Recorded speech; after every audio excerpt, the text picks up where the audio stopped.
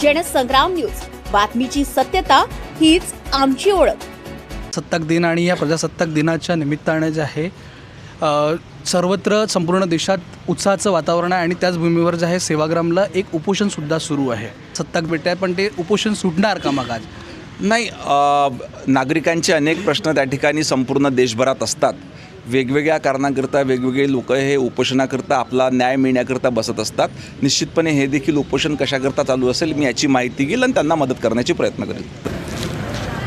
आज प्रजासत्ताक दिनाच्या औचित्याने संपूर्ण देशात जे आहे सर्वत्र हा दिवस साजरा केला जातो आहे आणि त्याच पार्श्वभूमीवर जे आहे सेवाग्राम म्हणजेच गांधींच्या विचारांवर चालणारं जे रुग्णालय आहे त्यांच्याच ठिकाणी जे आहे गांधींच्याच शस्त्रांनी एक उपोषण मात्र सुरू आहे आणि त्या उपोषणातील एक कर्मचारी जे आहेत ते सध्या आपण इथे बघू शकतो आहे की जिल्हा रुग्णालयामध्ये सध्या जे आहे भरती आहेत। या सर्व परिस्थितीमुळे सध्याची परिस्थिती जर बघतो म्हटलं तर एकीकडे डीन समस्यांना बघून पळवाट काढतात आणि दुसरीकडे कर्मचारी प्रजासत्ताक दिनाच्या दिवशीसुद्धा जे आहे अक्षरशः ॲडमिट झालेले आहेत आणि आपण इथे बघू शकतो आमच्यासोबत येथील कर्मचारी आहेत।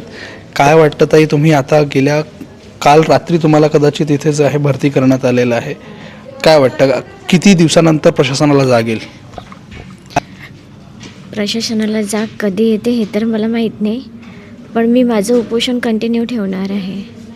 IV सुरू आहे, IV सोबत पण देईल म्हणे डॉक्टर जर तुम्ही सुट्टी घेतली तर बघू, पण रिपोर्ट येतपर्यंत सुट्टी होणार नाही आहे। पण मी माझं उपोषण कंटिन्यू ठेवणार आहे जेव्हापर्यंत आम्हाला आमचा ऑर्डर मिळत नाही तेव्हापर्यंत। आम्हाला आमची पोस्ट आणि बेसिक पाहिजे।